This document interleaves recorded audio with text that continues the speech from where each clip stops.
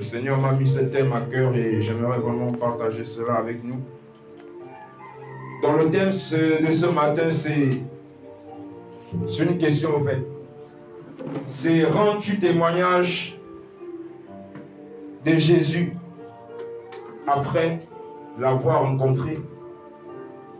Rends-tu témoignage, ou si je peux reposer la question, si je peux reformuler, est-ce que tu rends témoignage de Jésus après l'avoir rencontré?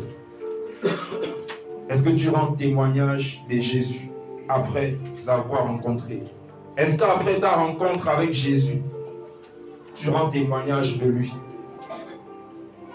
Est-ce qu'après avoir fait la rencontre de cet homme-là, est-ce que tu rends témoignage de lui? Il est important, pourquoi on parle du témoignage? Parce que le témoignage dans la vie d'un chrétien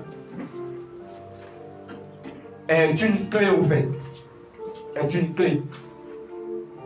Vous allez vous rendre compte que toutes les personnes qui ont rencontré le Seigneur, quand vous regardez les actes des apôtres, quand vous regardez la vie des disciples, c'était des personnes qui rendaient continuellement témoignage du Seigneur, qui rendaient continuellement témoignage de ce que Jésus avait fait pour eux.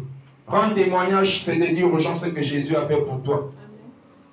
Rendre témoignage, c'est proclamer les bontés de Dieu dans ta vie.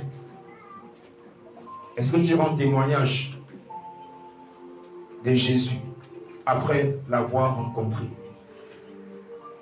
Je prends souvent cet exemple dans le monde, nous sommes jeunes, et vous allez vous rendre compte que dans le monde, dans notre jeunesse, parfois quand il t'arrivait, ou bien quand il t'arrive de faire la rencontre d'une personne qui t'a marqué, d'une personne qui t'a touché, je prends l'exemple pour les filles, quand tu rencontres un copain, à l'école, tu ne vas pas t'enlacer au fait de parler de ce dernier à toutes tes copines. Tu vas dire non, mais j'ai rencontré un gars hier, j'ai rencontré Steve hier, non, il est beau. Non, ma copine, non, j'étais avec lui, non, il est mignon. Non, il parle bien. Tu vas tout le temps faire ces éloges, en fait. Tu vas tout le temps parler de lui.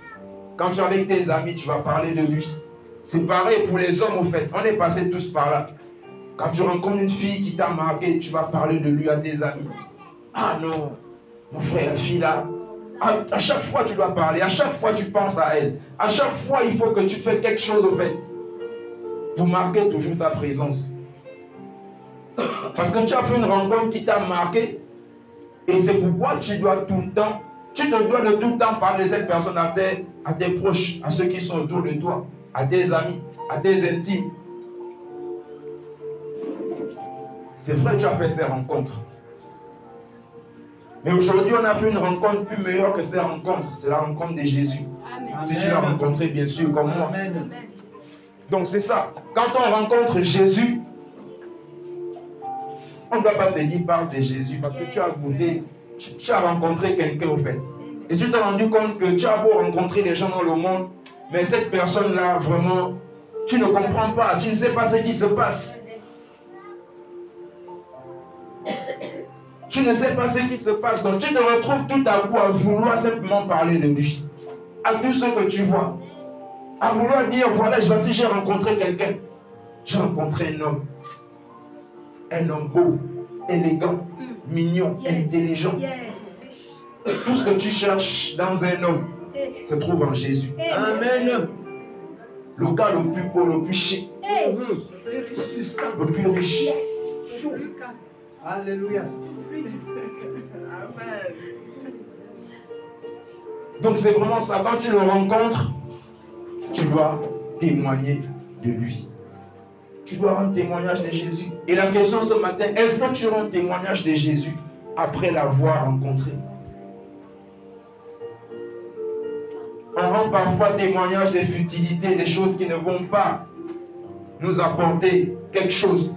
Mais pour ce qui peut sauver, transformer la vie d'un homme, transformer la vie d'un proche, on ne peut pas rendre témoignage du Seigneur. Et le témoignage, c'est important. Et nous devons savoir que nous sommes à un temps compliqué au fait, où notre témoignage va faire du bien à ceux qui sont autour de nous. Ou notre témoignage peut transformer le cœur de quelqu'un qui est à côté de toi. C'est pourquoi le témoignage est très, très, très, très important. Et nous sommes un temps où nous devons rendre témoignage continuellement du Seigneur. Témoignage du Seigneur. Et quand on parle du témoignage, on parle de l'évangile. On parle de l'évangile. On parle du fait de parler de Jésus à ceux qui sont autour de nous.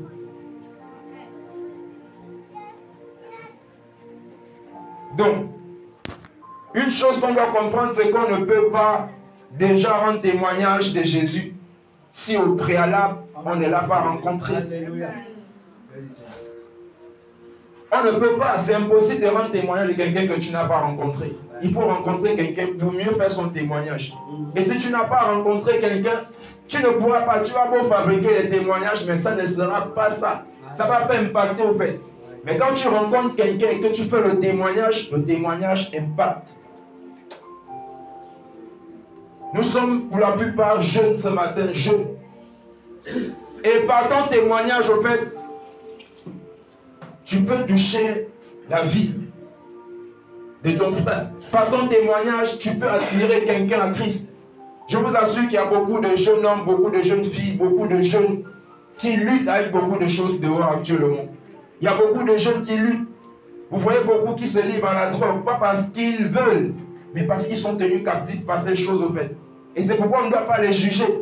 C'est pourquoi vous voyez les jeunes filles qui se prostituent, pas parce qu'elles veulent, mais parce qu'elles sont tenues captives par ces œuvres. Et toi, aujourd'hui, tu as fait la rencontre d'un homme, Jésus, qui t'a libéré de ses œuvres. Tu ne peux pas garder la bouche fermée. En disant simplement à quelqu'un qu'autrefois je fumais la cigarette et aujourd'hui Jésus m'a libéré. La personne peut se dire, mais attends, je lutte avec la cigarette tous les jours et pourtant il y a quelqu'un qui délite de la cigarette. Par ton témoignage, quelqu'un peut se dire, mais attends, il faut que j'essaye un peu ce Jésus-là. J'ai essayé beaucoup de choses. Par ton témoignage, une jeune fille qui est esclave de la prostitution peut avoir le désir, l'envie de chercher aussi Jésus. De dire, attends, je vais aussi chercher ce Jésus-là pour voir. Donc on ne peut pas rendre témoignage de Jésus si au préalable on n'a pas fait une rencontre avec lui. Quand on parle d'une rencontre ici avec Jésus, on parle du fait de recevoir Christ dans ta vie. On parle du fait qu'autrefois ton corps était le temple des démons, mais qu'aujourd'hui avec la rencontre avec Jésus, ton corps est devenu le temple du Saint-Esprit. La demeure de Dieu, l'habitation de Dieu en esprit. Ton corps est devenu cela aujourd'hui parce que tu as reçu, tu as rencontré Jésus. Donc c'est pourquoi au préalable, tu dois te rassurer que tu as véritablement rencontré Jésus. Et il y a un cantique qui me marque, je ne sais pas qui l'a chanté, mais le frère va dire que je n'ai jamais vu un homme passer près de la croix et rester.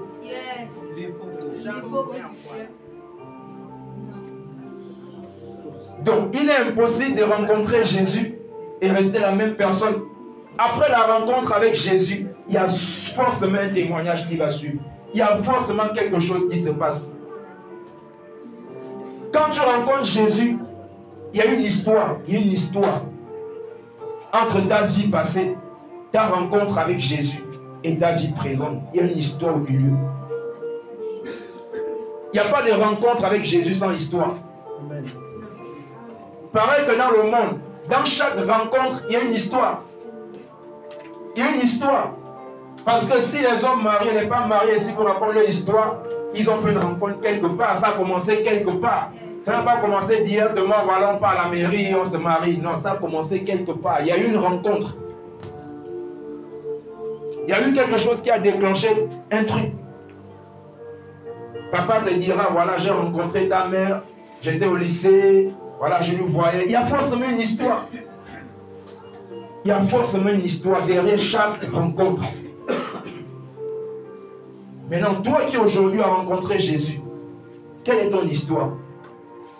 Quelle est l'histoire de ta rencontre avec Jésus? Qu'est-ce que tu étais hier? Et qu'est-ce que Jésus a fait de toi aujourd'hui? Il y a une histoire. Et si tu n'as pas d'histoire, tu vas t'ennuyer dans la vie chrétienne. Tu vas t'ennuyer. Parce qu'il faut ces histoires-là, au fait, pour te rappeler des bonnes choses. Yes. Pour te souvenir des bonnes choses. Amen. Amen. Est-ce que tu rends témoignage de Jésus Yes. après l'avoir rencontré?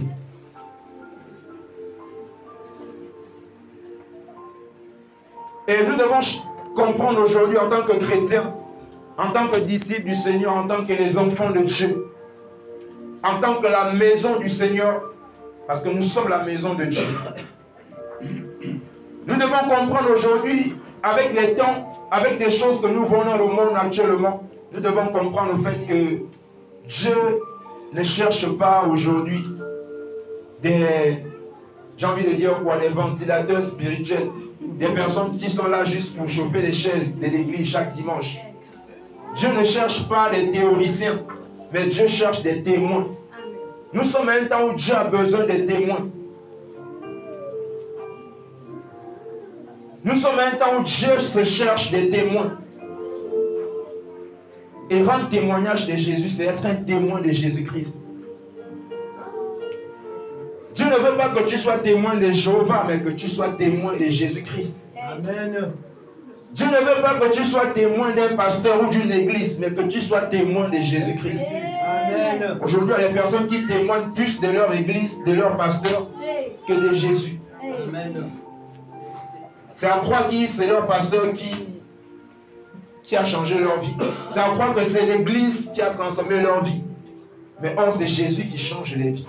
Amen. Et si Jésus a changé ta vie, tu dois parler de Jésus.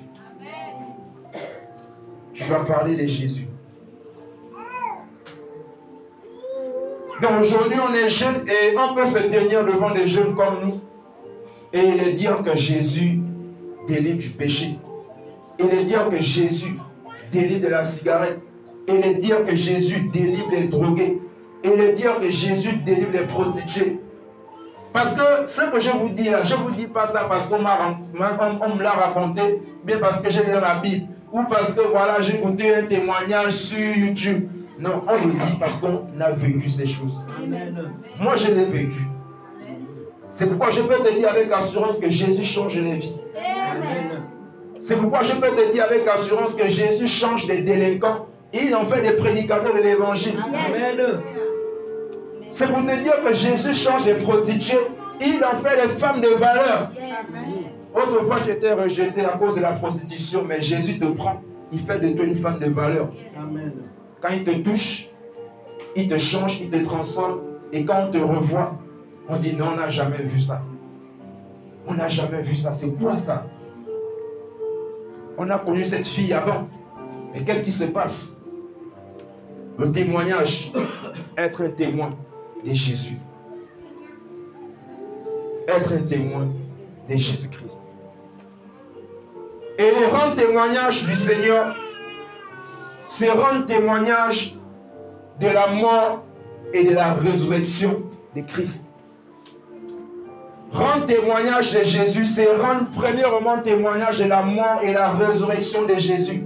Pourquoi la mort et la résurrection de Jésus? Parce que Jésus est mort pour te délivrer des œuvres des ténèbres. Jésus est mort en mourant, en fait, il a mené tes iniquités avec dans la tombe. Et en ressuscitant, il est ressuscité pour ta délivrance. Il est mort avec tes erreurs, il est mort avec tes péchés. Et en ressuscitant, il est ressuscité avec ta délivrance, avec ta liberté. Et c'est ça le témoignage que tu dois rendre aux gens. Et comme je disais, le témoignage, et c'est également le cœur de l'évangile, en fait. Le témoignage de ce que Jésus a fait dans ta vie, c'est le cœur de l'évangile. Et le cœur de l'évangile, c'est la mort et la résurrection. La mort et la résurrection, on peut comprendre la mort et la résurrection aussi par le fait qu'autrefois nous étions morts sans Christ. Et vu que Christ nous a affranchis, on est maintenant libre. Il nous a ressuscités des morts. On était morts autrefois. C'est ça le cœur de l'évangile. C'est pourquoi rendre témoignage du Seigneur sans dire au préalable ce que Jésus a eu à faire à la croix. Le témoignage ne sera pas puissant. Le témoignage est puissant à cause de la mort et la résurrection de Jésus-Christ. Et au travers de la mort et la résurrection de Jésus, tu pourras dire aux gens ce que Jésus a eu à faire pour toi dans ta vie. Et cela pourra toucher le cœur de certains qui sont encore esclaves de ces choses.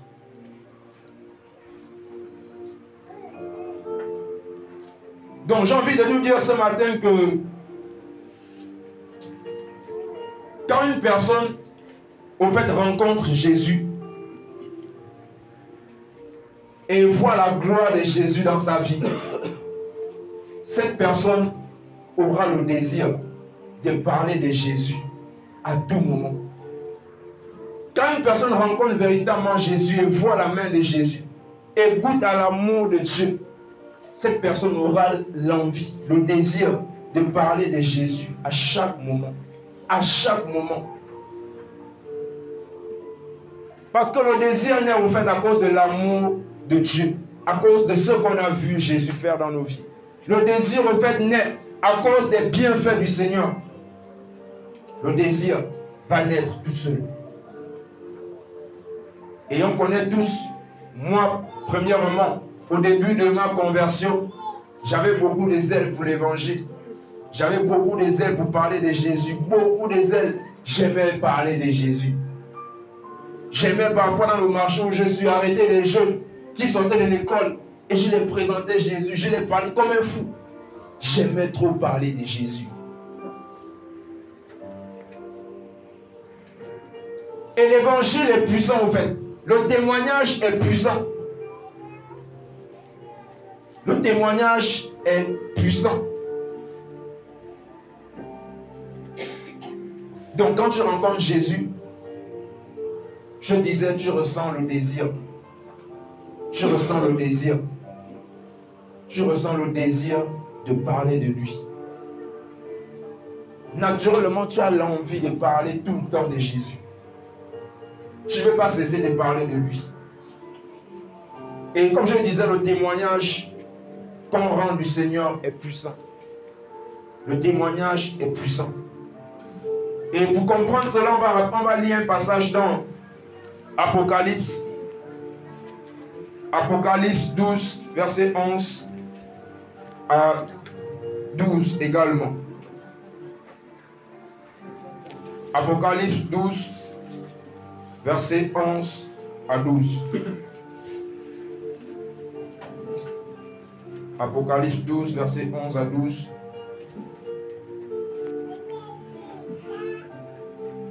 Je vais faire la lecture ici. La Bible va dire à partir du verset 11, nos frères ont supporté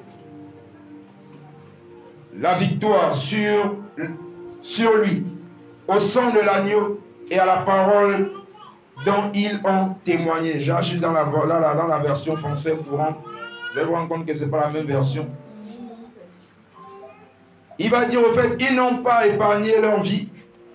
Ils étaient prêts à mourir.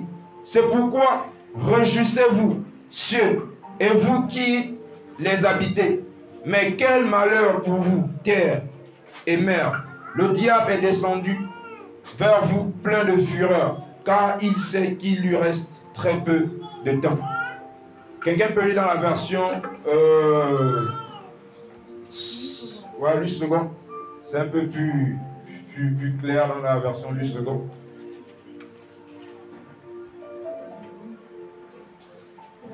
Les Écritures disent ceci. Ils l'ont vaincu à cause du sang de l'agneau et à cause de la parole de leur témoignage. Amen, tu peux t'arrêter là. La Bible va dire qu'ils l'ont vaincu à cause du sang de l'agneau et à cause de la parole de leur témoignage. À cause du sang de l'agneau et de la parole du témoignage. C'est pourquoi le témoignage est une puissance. Le témoignage est une puissance. Le témoignage est très important dans la vie d'un enfant de Dieu.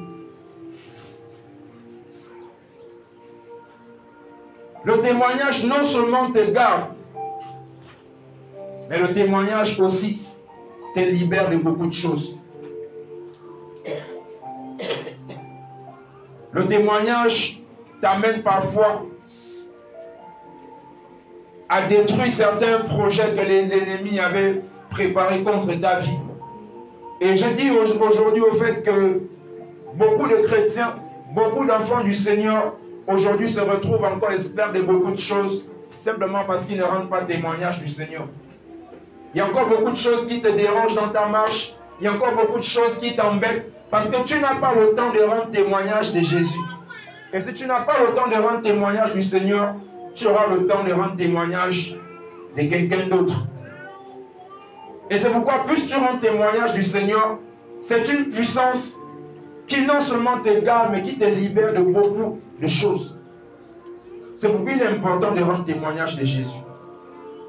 Il est important de parler de Jésus. Parce que de la même manière que tu rends témoignage du Seigneur, le Seigneur également rend témoignage de toi. Il va dire, comme il a dit, Dieu a dit à son fils, voici mon fils bien-aimé à qui j'ai mis toute mon affection. Donc le Seigneur va rendre également témoignage de toi parce que toi tu rends témoignage de lui. Donc c'est beaucoup important en tant que chrétien, en tant que chrétienne, en tant qu'enfant du Seigneur, à rendre témoignage de Jésus. Donc par le témoignage, certaines choses qui te tiennent captif peuvent te lâcher sans qu'on ne puisse t'imposer les mains, sans qu'on ne puisse prier pour toi, mais simplement parce que tu es fidèle au témoignage de Jésus. Comme Paul Jean va dire dans l'Apocalypse, ils l'ont vaincu à cause du sang de l'agneau. On a vaincu premièrement à cause du sang de l'agneau. Le sang de l'agneau c'est quoi? C'est le sacrifice de Christ à la croix. On a vaincu d'abord parce que Jésus-Christ est mort à la croix. Et ça ne s'arrête pas là. Mais ils l'ont vaincu non seulement à cause du sang de l'agneau, mais de la parole de leur témoignage. Dans le sang de l'agneau, le sacrifice de Jésus accompagné de quoi? Du témoignage. Dans le sang de Jésus ne suffit pas, il faut ton témoignage pour une véritable, pour, jamais dit quoi? Une victoire complète au fait. Le sang de l'agneau ne suffit pas, mais il faut également ton témoignage à l'appui. Le sang de l'agneau est passé, qu'est-ce que le sang de l'agneau a fait? C'est ça ton témoignage. C'est ça ton témoignage. Parce que le fait de proclamer et de dire aux gens, parfois, je vous assure, c'est qu'on a expérimenté. Le fait de dire à quelqu'un, de témoigner, de rendre témoignage aux jeunes comme toi, que j'étais autrefois esclave de la masturbation. Et aujourd'hui, ça fait 6 ans, Jésus m'a libéré. Je vous assure, plus tu fais ce témoignage, plus tu témoignes comme ça au fait, plus ces choses vont te quitter. Plus ces choses vont te lâcher. S'il y avait encore des sémences, s'il y avait encore, voilà, quelques petits trucs au-dedans de toi, ces choses vont te lâcher tout seul. Tout seul. Parce que tu rends témoignage. Mais moins tu rends témoignage, plus ces choses vont t'envahir. C'est pourquoi vous voyez beaucoup qui commencent au début, mais ils retournent à ce qu'ils avaient vomi. Parce qu'il y a un manque de témoignage. Jésus t'a guéri. Tu sais qu'en rencontrant Jésus, tu avais une maladie. Et Jésus t'a restauré aujourd'hui. Tu témoignes. Jésus m'a guéri. Jésus m'a libéré.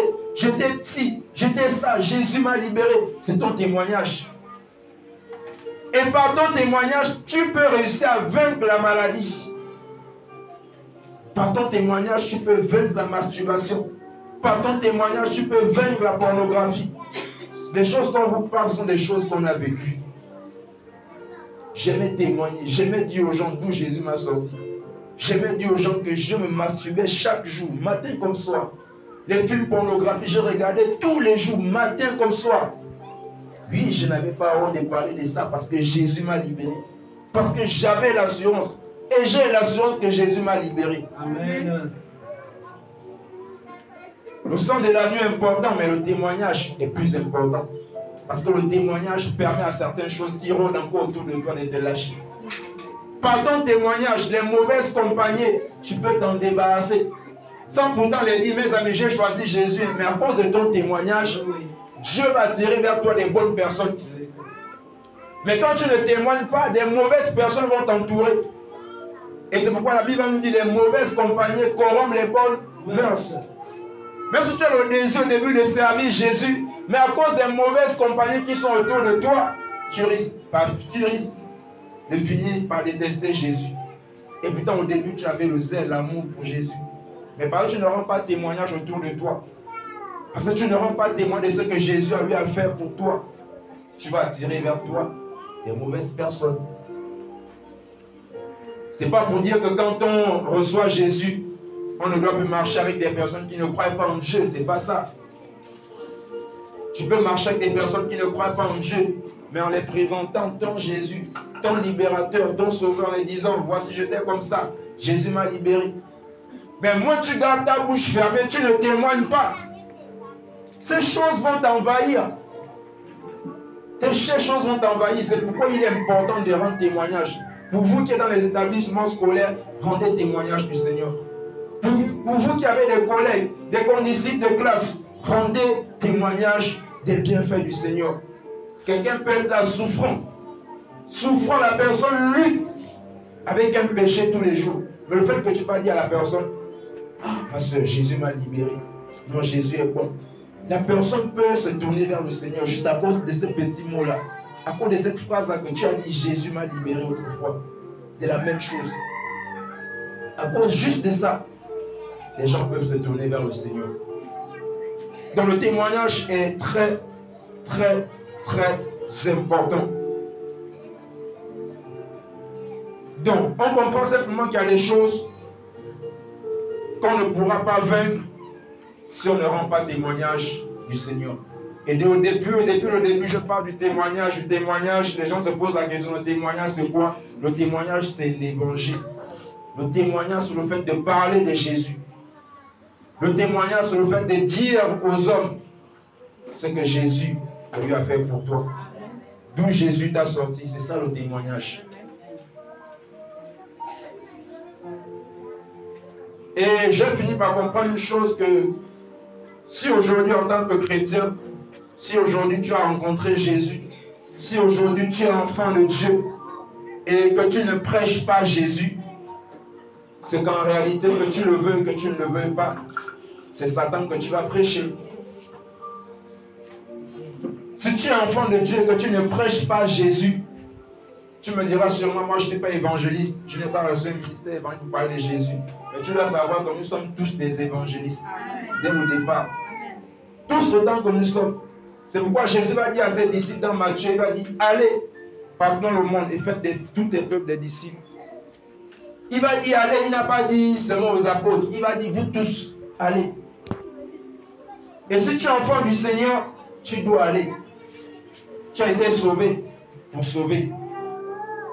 Jésus t'a sauvé pour que tu puisses aussi sauver les autres. Il ne viendra pas tout faire à ta place. C'est pourquoi il a créé l'église. C'est pourquoi l'église est née. Parce qu'il avait besoin de toi et moi pour sauver les autres. Il y a des endroits où tu vas aller où Jésus n'est pas allé pendant qu'il était sur la terre. Il y a des villages à parcourir, il y a des hôpitaux, des gens qui souffrent. Jésus ne va pas descendre du ciel. Il va dire, je vous ai donné la puissance. Je vous ai donné l'autorité. L'autorité pour faire quoi? Pour rendre témoignage de lui. L'autorité pour faire quoi? Pour parler de lui aux autres. L'autorité pour faire quoi? Pour guérir les malades. Il t'a donné l'autorité en tant qu'église du Seigneur. On a reçu l'autorité du Seigneur pour parler de lui. Donc si aujourd'hui tu ne prêches pas Jésus, si aujourd'hui le nom de Jésus n'est pas sucré dans ta bouche, que tu le veuilles ou pas, c'est le nom de Satan qui sera sucré dans ta bouche. Tu vas dire non, moi je n'ai pas de relation avec Satan, mais si ce n'est pas Jésus, c'est Satan. Il n'y a pas de milieu. Il n'y a pas de zone d'ombre où voilà, on dit, voilà, je ne suis ni à gauche ni à droite, je suis au milieu. Si ce n'est pas Jésus, mon frère, c'est Satan. Si tu ne rends pas témoignage de Jésus, c'est que tu rends témoignage de Satan. Et tu me diras, je ne peux pas rendre témoignage de Satan, c'est impossible. Mais comment tu rends témoignage de Satan, c'est par tes œuvres. Comment tu rends témoignage de Satan, c'est par ce que tu fais. Comment tu rends témoignage de Satan, c'est par ton comportement, par ton attitude, par ta manière de t'habiller, tu rends témoignage de Satan. C'est pareil aussi dans l'église. La manière de te vêtir, tu peux prêcher l'évangile. La manière de te comporter, tu peux prêcher l'évangile. La manière d'être, tu peux être un témoin de Jésus. Que quand tu passes comme ça, on dit, mais waouh! On connaît comment les jeunes filles s'habillent aujourd'hui, mais celle-là, c'est quoi ça? Donc c'est ça, par ton attitude, tu prêches l'évangile. Tu prêches l'évangile. C'est pourquoi il y a beaucoup de témoins de Satan, mais qui s'ignorent. Qui s'ignorent. Mais que Satan garde captif, mais il s'ignore. Nous devons rendre témoignage de Jésus. Tu es converti, tu as reçu Jésus, tu as accepté Jésus. Tu es convaincu que tu es fils, fille de Jésus. Tu dois ressembler à ton Père.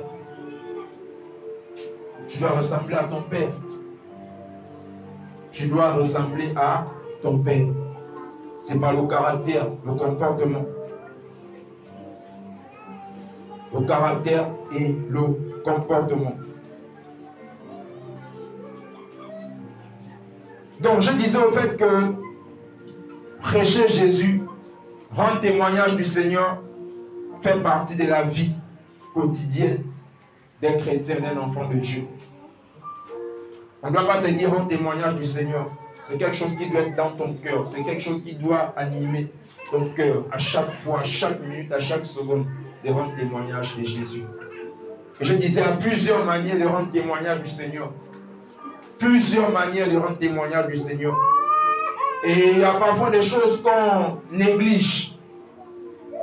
Il y a parfois des domaines qu'on néglige, des points qu'on néglige, comme ce que j'ai évoqué tout à l'heure, l'accoutrement, le comportement, l'attitude qu'on peut avoir. Ce sont des petits trucs qu'on néglige. On se dit juste, rendre témoignage de Jésus, c'est crier Jésus revient, Jésus vous aime. Non, ce n'est pas juste ça.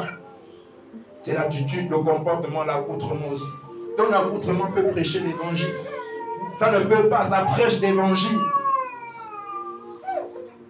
Parce qu'imaginez, tu vas dire à quelqu'un, Jésus revient, Jésus délie le péché, toi-même tu es impudi. Toi-même tu t'habilles mal.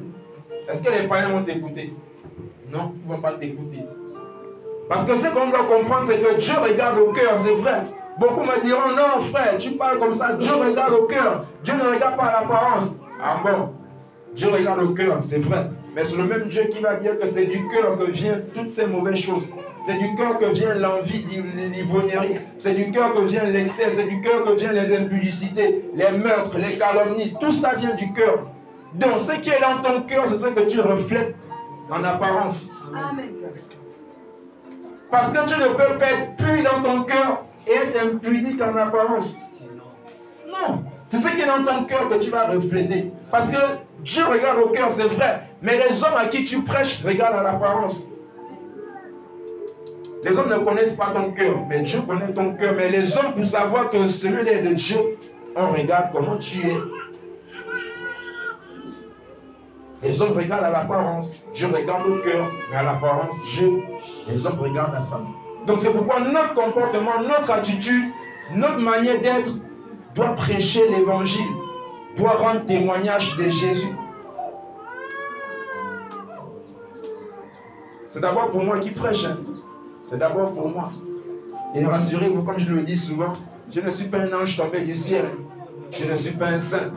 Non, ce n'est pas moi Jésus. Hein. Ce n'est pas moi Jésus, ce n'est pas moi. Je suis un jeune comme vous. J'ai la chair comme vous. Donc c'est pour vous dire que même moi qui prêche là, je ne suis pas arrivé. Je ne suis pas encore arrivé.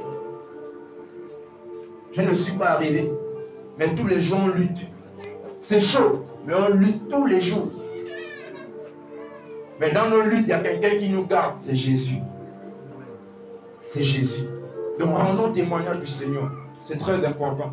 Ne sois pas un témoin de Satan par tes œuvres. Ne sois pas un témoin de Satan par ton attitude, par ton comportement. Mais sois un témoin de Jésus en tout. Parce que Jésus cherche des témoins, pas des théoriciens, pas des religieux, mais des témoins, des personnes qui vont rendre témoignage de lui.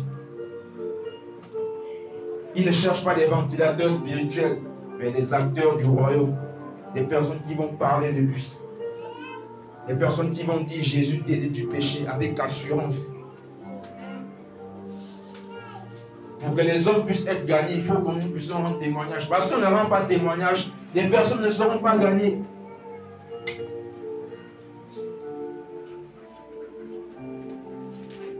On va lire un passage dans 2 Timothée, verset 1 à 8. 2 Timothée, verset 1er au verset 8.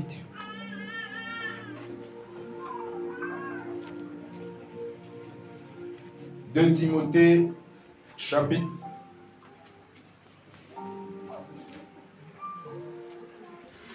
1er, verset 8.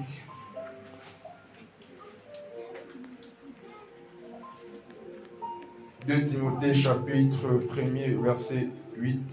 Je vais rapidement faire la lecture. La Bible va dire, c'est Paul qui va le dire ici à Timothée, il va dire, je n'ai point honte du témoignage à rendre à notre Seigneur, ni de moi, ni son prisonnier, mais je souffre avec moi pour l'évangile.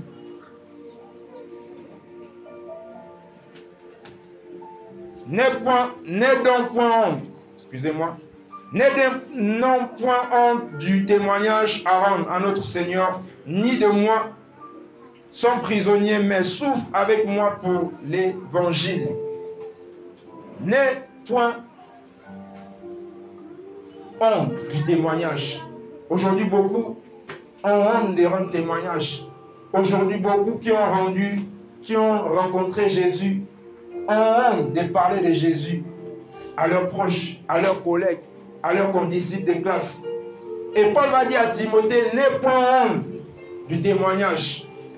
Il va définir le témoignage par la suite comme l'évangile. Il va dire le témoignage et l'évangile au fait. Donc on ne doit pas avoir honte du témoignage. On ne doit pas avoir honte de rendre témoignage de Jésus. Et si tu as honte de rendre témoignage de Jésus, c'est que quelque part, je ne sais pas si véritablement tu as goûté à l'amour de ce Jésus-là. Je ne sais pas si tu as goûté à l'amour de Jésus. Je ne sais pas si tu as rencontré le même Jésus que moi, j'ai rencontré. On va lire encore un passage dans Matthieu 5, versets 13 à 14.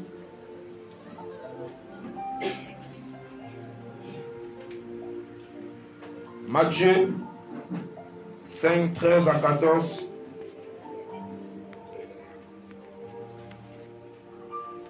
Matthieu 5, 13 à 14. Jésus va dire dans Matthieu 5, verset 13, « Vous êtes le sel de la terre, mais si le sel perd sa saveur, avec quoi la lui rendra-t-on? Il ne sert plus qu'à être jeté dehors et foulé aux pieds par les hommes. » Au verset 14, « Vous êtes la lumière du monde. Une ville située sur une montagne ne peut être cachée. » Jésus va parler de deux choses, du sel de la terre et la lumière du monde.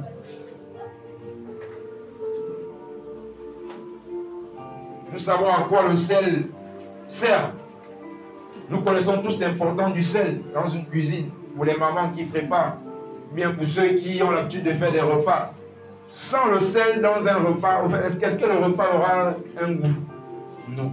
Nous sommes le sel de la terre. Donc ça veut dire que nous devons donner un goût à ceux-là qui n'ont pas Jésus. Nous devons donner l'envie à ceux-là qui n'ont pas encore rencontré Jésus, de rencontrer le Seigneur, de faire la rencontre, de goûter un peu à Jésus. Nous devons dire aux autres que venez un peu goûter à Jésus, parce que Jésus est bon. Nous sommes le sel. Nous sommes le sel. Le sel n'a pas besoin de dire parfois que je suis bon. C'est dans la marmite que le sel prouve parfois son importance, que je suis. Sans moi, dans ta sauce n'est rien. Donc parfois, on n'a pas besoin de dire aux gens, voilà, on est bon, ou bien on est chrétien, ou bien on est converti. Mais les gens nous goûteront en fait. Les gens nous verront. Et les gens sauront que vraiment, ce jeune homme-là, cette jeune fille-là, a quelque chose. Il y a quelque chose en elle que je dois avoir. Et la seule chose que les gens doivent désirer en nous, c'est Jésus. S'il y a quelque chose qu'on peut donner aux gens, c'est Jésus. Nous sommes le sel de la terre et la lumière du monde. Et en tant que lumière, nous ne devons pas briller dans la lumière. En tant que lumière, nous devons briller dans les ténèbres. Parce que si la lumière brille dans la lumière, c'est comme on met cette ampoule, on allume ça en pleine journée comme ça, c'est vrai, ça éclaire, mais ça n'a pas vraiment d'importance en pleine journée comme ça. Mais la lumière est très importante quand il fait nuit, quand il y a les ténèbres. C'est là où on voit l'importance de cette lumière. Donc c'est dans les ténèbres que nous devons briller. C'est pourquoi prêcher l'évangile à l'église comme ça, parfois c'est bien. Mais c'est encore mieux dehors. C'est encore mieux dans les rues. C'est encore mieux dans ces quartiers-là où les jeunes sont en train de s'entretuer. C'est encore mieux dans ces zones-là où les jeunes se livrent à la violence, à la délinquance, à la drogue. C'est encore mieux là-bas pour aller les présenter la lumière. Parce que nous sommes la lumière. Nous devons transporter la lumière. Qui est la lumière? Jésus est la lumière du monde. Et cette lumière habite en toi. Et au moment où la lumière habite en toi, tu n'es plus ténèbres, mon frère, tu es lumière. Au moment où tu rencontres Jésus et que Jésus demeure en toi, la lumière demeure en toi. Ça veut dire que toi, désormais, tu es une lumière qui veut éclairer également les autres. Mais la question à te poser, est-ce que tu rends témoignage de Jésus? Est-ce que tu rends témoignage de son amour? Est-ce que tu parles de Jésus autour de toi? Et beaucoup, par manque de témoignage, se sont retrouvés captifs de beaucoup de choses.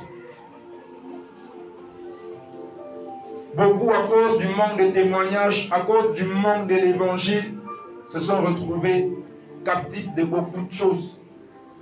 Et j'ai envie de te dire ce matin, toi qui ne parles pas de Jésus, toi qui te convertis il y a 2 ans, il y a 1 mois, il y a 3 jours, il y a 1 semaine et tu ne parles pas de Jésus, et tu as une vie secrète avec Satan, tu as une vie secrète avec les œuvres des ténèbres, j'ai simplement envie de t'interpeller en te disant que l'intimité que tu as avec Satan qui cache tes péchés, qui t'empêche de prêcher l'évangile, c'est ce qui va te tuer.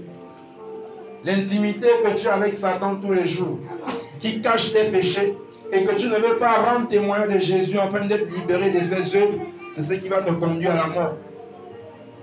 Donc sors de l'intimité avec Satan, parle de Jésus. Sors de l'intimité que tu as avec l'ennemi de nos âmes qui cache tes péchés et commence à parler de Jésus. Commence à témoigner de Jésus. Commence à rendre témoignage de Jésus. On va lire encore un passage dans Thessaloniciens, 1 Thessaloniciens 5. On va aller vite pour gagner en temps. 1 Thessaloniciens chapitre 5, verset 5. 1 Thessaloniciens chapitre 5, verset 5. 1 Thessaloniciens 5, 5.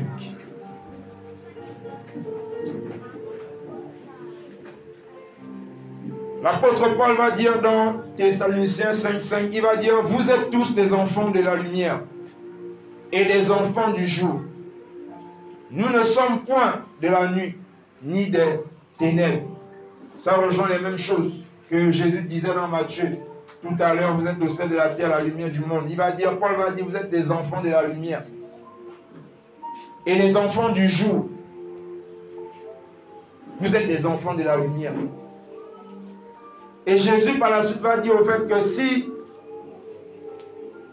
vous êtes la lumière du monde, marchez également dans la lumière. Donc si nous sommes lumière, nous devons marcher dans la lumière. Nous devons vivre dans la lumière. Quand on parle de lumière ici, on voit tout ce qui est propre. Quand on parle de lumière ici, on voit tout ce qui est clair. Quand on parle de lumière, on parle de la sanctification, d'une vie de consécration, d'une vie de sainteté.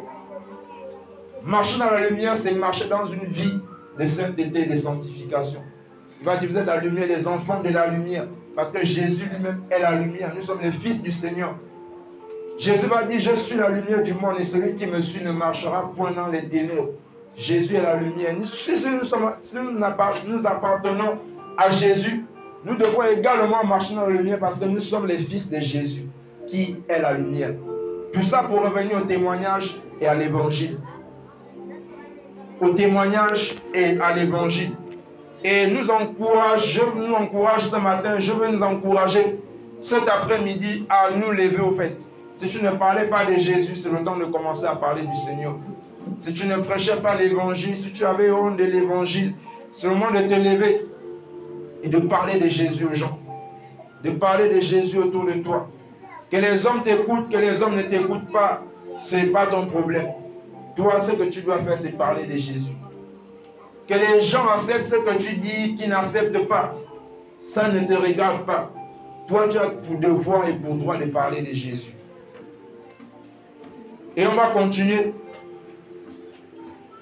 On va lire un passage dans Romains, toujours dans Romains, chapitre 1er, à partir du verset 16. Romains 1er, à partir du verset 16. On est toujours dans le fait de rendre témoignage du Seigneur. Et en disant rendre témoignage de Jésus, c'est prêcher l'évangile, c'est annoncer l'évangile. Romains chapitre 1er, verset 16. La Bible va dire, car je n'ai point honte de l'évangile, c'est une puissance de Dieu pour le salut de quiconque croit, du juif premièrement, puis du grec. C'est l'apôtre Paul qui parle ici. Il va dire, je n'ai point honte de l'évangile. Il va dire que l'évangile, c'est quoi? C'est une puissance de Dieu pour le salut de quiconque croit. L'évangile est une puissance. Paul n'avait pas honte de rendre témoignage du Seigneur. Et nous connaissons tous l'histoire de Paul. Paul était autrefois un meurtrier. Paul était autrefois le plus pire des païens. Il va dire, moi qui étais le plus pire des païens, il va trouver grâce aux yeux du Seigneur. Et Paul, après sa rencontre avec Jésus, alors qu'il allait à Damas pour persécuter les chrétiens, Jésus se révélait à lui. À partir de ce jour, la vie de Paul a été changée, transformée. Et Paul a commencé à parler de Jésus. Quand il parlait, les hommes ne le croyaient même pas. On disait, mais toi, on t'a connu. Toi, le meurtrier là, tu parles de quel Jésus? Est-ce que tu es sûr que ton témoignage là, c'est vrai?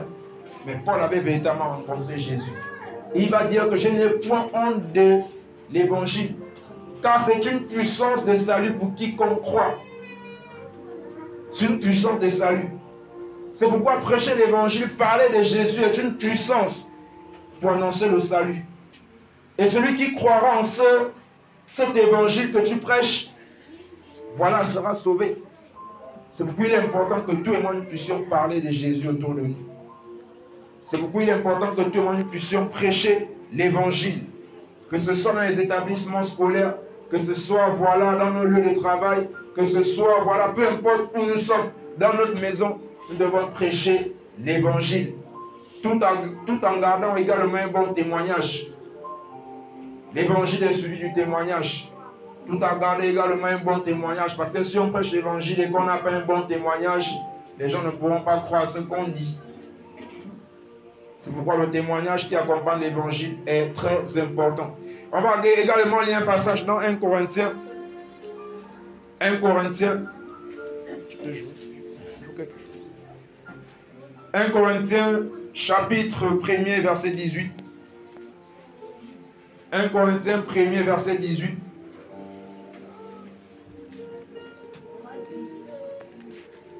Là, c'est toujours l'apôtre Paul qui parle. Il va dire, car la prédication de la croix, 1 Corinthiens 1er, verset 18. C'est bon pour tout le monde. Il va dire, car la prédication de la croix est une folie pour ceux qui périssent, mais pour nous qui sommes sauvés, elle est la puissance de Dieu.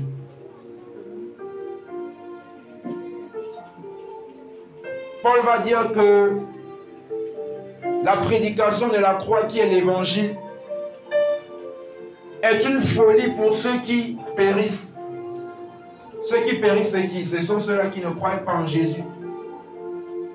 Mais elle est une puissance pour nous qui sommes sauvés. C'est une puissance de Dieu. C'est une puissance qui est capable de transformer, de changer les vies. Mais pour ceux qui périssent, pour eux c'est une folie. Quand tu leur dis Jésus t'aime, Jésus veut te sauver, pour eux c'est une folie. Pour la plupart ne croient même pas au sacrifice de Jésus. Pour la plupart ils ne croient même pas que Jésus est mort à la croix pour eux.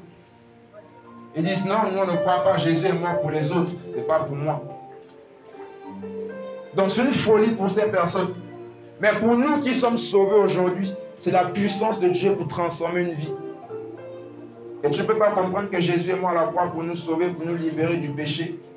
Tu ne peux pas comprendre que le message de la croix, la prédication, l'évangile est un moyen pour gagner les personnes au Seigneur et garder ta bouche fermée. Tu ne peux pas comprendre que l'évangile est une puissance. Le message de la croix est une puissance qui transforme les vies. Et ne pas parler de Jésus. Et ne pas rendre témoignage de ce Jésus-là. C'est pourquoi il est important de rendre témoignage du Seigneur. Il est important de rendre témoignage du Seigneur. Et ici, l'apôtre Paul va nous parler, au fait, il va nous décrire un peu quel est le message de la croix, quelle est l'importance de l'évangile. Et on va mieux comprendre les choses. Et le même Paul, au fait, va dire dans 1 Corinthiens 9, versets 16 à 17, vous pouvez juste noter. Il va dire au fait que si j'annonce l'évangile, ce n'est pas pour moi un sujet de gloire. Mais c'est parce que la nécessité m'en est imposée. Par la suite, il va dire que malheur à moi si je n'annonce pas l'évangile. L'apôtre Paul va le dire. Il va dire, si j'annonce l'évangile, ce n'est pas pour moi un sujet de gloire. Donc si Paul prêche l'évangile, ce n'est pas pour se glorifier. Mais c'est parce que la nécessité lui était imposée. Donc Paul qui était le plus grand des apôtres, Paul qui était celui dont Dieu a transporté jusqu'au 3e ciel, va dire que si moi je ne parle pas de Jésus, malheur pour moi. Donc tu dois comprendre que pour toi qui es chrétien converti aujourd'hui, malheur à toi si tu ne prêches pas l'évangile. Ce n'est pas moi qui le dis, c'est la parole. Tu peux aller lire 1 Corinthiens 9, 16 à 17. Malheur à toi si tu ne prêches pas l'évangile. Malheur à toi si tu ne rends pas témoignage de Jésus. Malheur à toi si tu n'as jamais parlé de Jésus à quelqu'un. Pourquoi Paul dit malheur? Parce qu'à cause de ceux qui faisaient, s'ils ne parlaient pas de Jésus, ils pouvaient se retrouver disqualifiés. Je vous assure, beaucoup périront. Beaucoup finiront loin de Dieu, simplement parce qu'ils n'auront pas parlé de Jésus autour d'eux.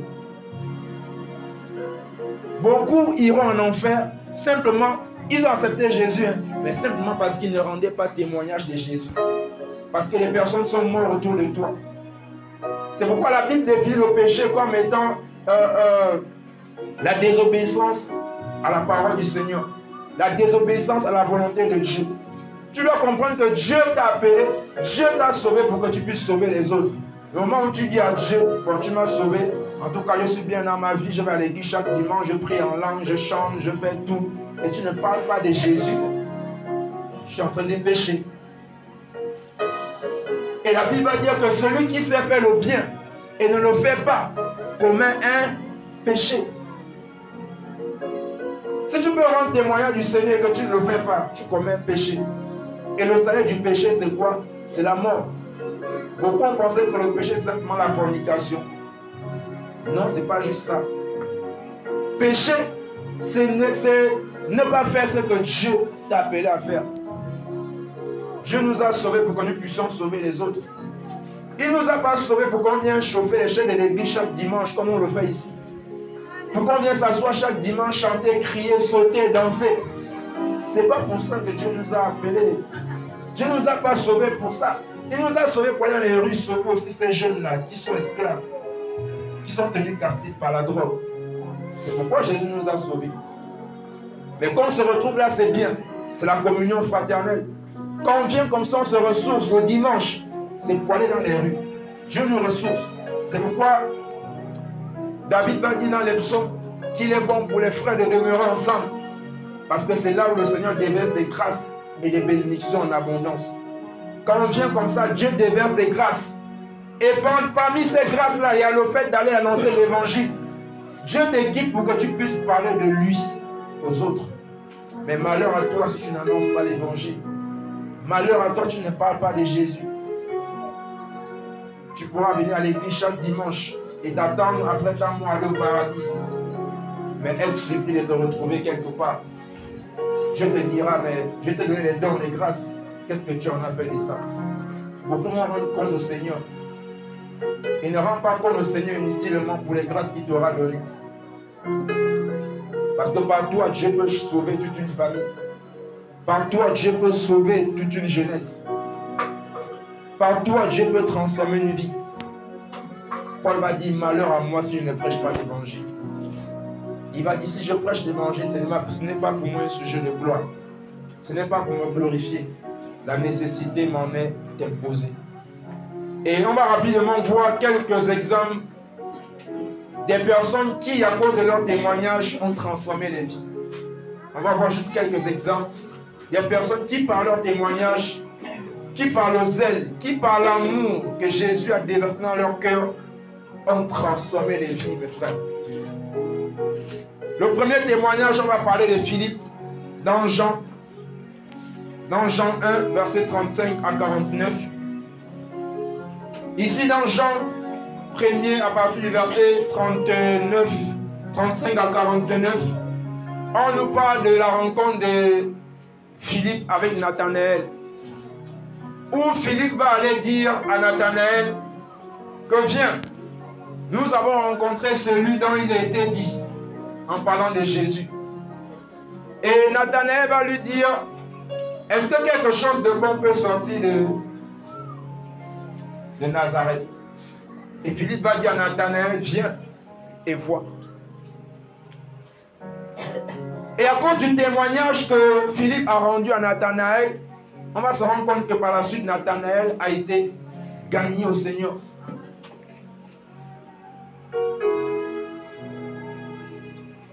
Nathanaël a été gagné au Seigneur. Nous sommes dans Jean 1, chapitre 1er, verset 35 à 49. Vous pouvez lire l'histoire, il est beaucoup long. Par le témoignage de Philippe à Nathanaël, Nathanaël s'est retrouvé gagné par Jésus. Parce que Nathanaël par la suite a compris qu'il était précieux, qu'il était important pour le royaume de Dieu. Il y a des personnes qui pensent autour de vous qui ne sont pas importantes pour Dieu. Mais en allant les dire, moi j'ai rencontré un homme. En allant les dire, ce Jésus-là, je l'ai rencontré. Viens aussi le voir. Viens aussi le rencontrer. La personne peut comprendre par la suite qu'il était vraiment important aux yeux de Dieu. Qu'il n'était pas inutile pour le royaume. La rencontre de Philippe avec Nathanaël.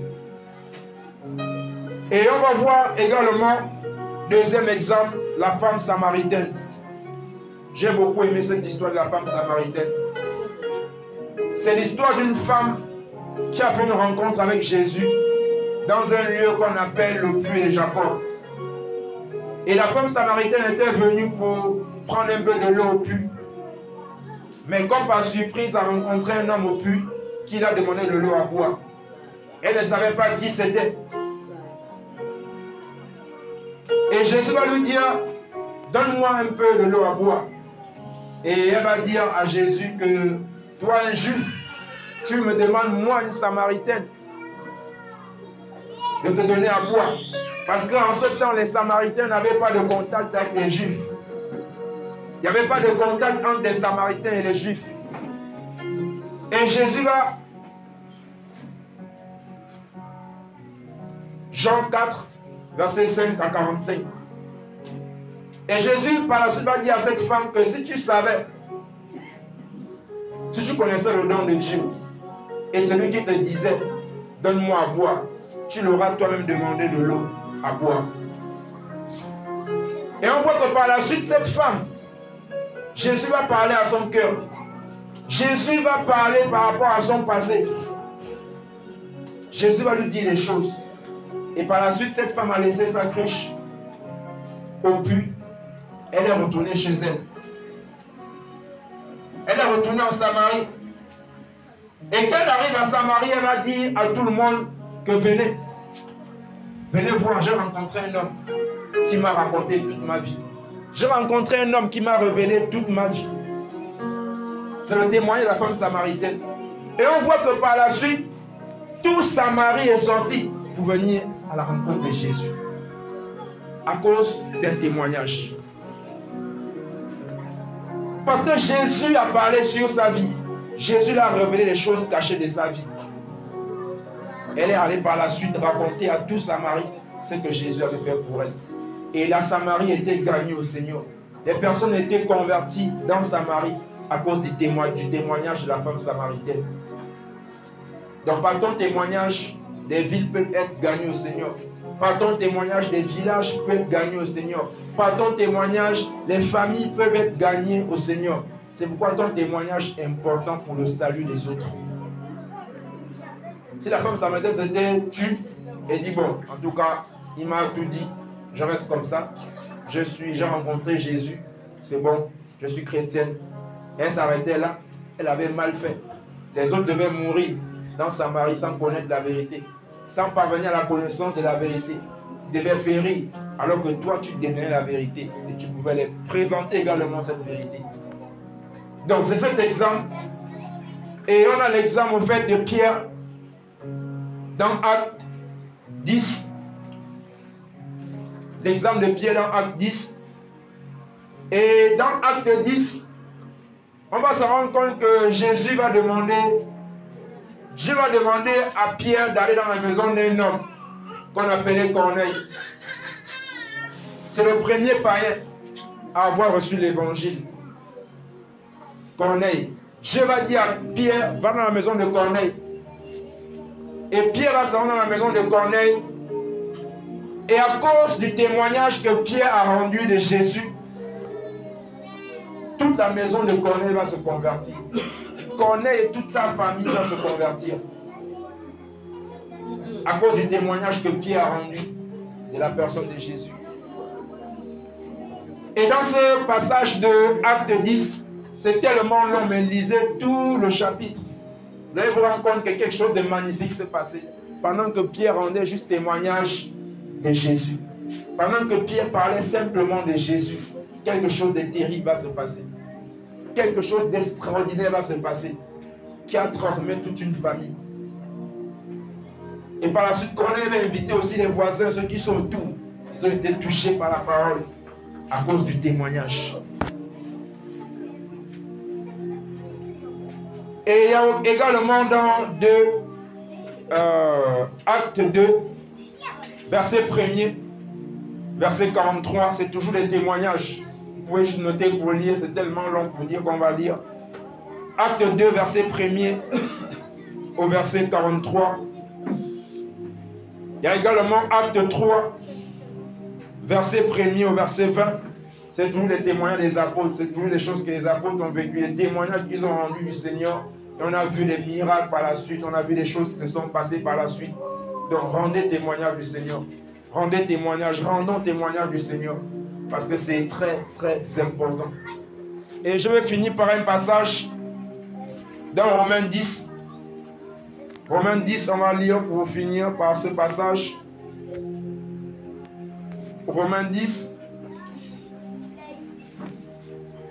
Nous devons comprendre simplement l'importance de l'évangile. L'importance au fait. La Bible va dire à partir du verset, Romains 10, à partir du verset 13, l'apôtre Paul va dire, car quiconque invoquera le nom du Seigneur sera sauvé. Quiconque invoquera le nom du Seigneur sera sauvé. Verset 14, comment donc invoqueront-ils celui en qui ils n'ont point cru? Et comment croiront-ils en celui dont ils n'ont point entendu parler? Et comment entendront-ils parler s'il n'y a personne qui prêche? Paul va dire que celui qui invoquera le nom du Seigneur sera sauvé. Mais Paul va nous poser la question, mais comment ils seront sauvés s'il n'y a personne qui prêche? Comment ils seront sauvés s'il n'y a pas les témoins? Comment ils seront sauvés s'ils n'entendent pas? Jésus va dire que vous connaîtrez la vérité et la vérité vous affranchira.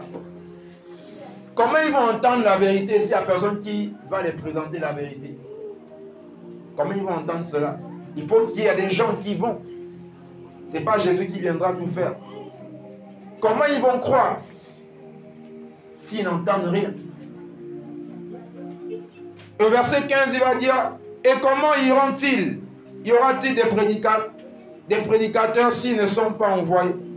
Selon qu'il est écrit, qu'ils sont beaux les pieds de ceux qui annoncent la paix, de ceux qui annoncent la bonne nouvelle. Il est beau les pieds de ceux qui annoncent la paix et la bonne nouvelle. La paix, c'est Jésus. Jésus va dire, venez à moi, vous tous qui êtes fatigués et chargés, je vous donnerai du repos. C'est également l'évangile. C'est dit aux personnes qui sont fatiguées du péché que venez à Jésus. Jésus va vous donner du repos. Jésus va vous combler. Jésus va vous remplir. C'est dit aux personnes qui manquent d'amour que venez à Jésus. Jésus est l'amour véritable. Il va vous combler. C'est ça l'évangile. C'est pas aller dire aux gens que vous irez en enfer. L'enfer vous attend. Non. C'est dire aux gens, Jésus est la paix. Jésus est la paix. Jésus est le bonheur. Jésus est le salut. Annoncez la bonne nouvelle. Annoncez la paix aux gens. Au verset 16, il va dire, mais tous n'ont pas obéi à la bonne nouvelle. Aussi Ésaïe dit, Seigneur, qui a cru à notre prédication? Verset 17, ainsi, la foi vient de ce qu'on entend, et ce qu'on entend vient de la parole de Christ. La foi vient de ce qu'on entend, et ce qu'on entend vient de la parole de Christ. Pour que les gens puissent parvenir à la foi, il faut qu'ils entendent quelque chose. La parole de Christ, c'est Christ lui-même. Mais il faut que tu parles de Christ. Il faut que tu parles de Jésus. Ne garde pas ta bouche, ne garde plus ta bouche fermée. C'est le temps de parler de Jésus aux gens. Si tu es converti, tu as accepté Jésus.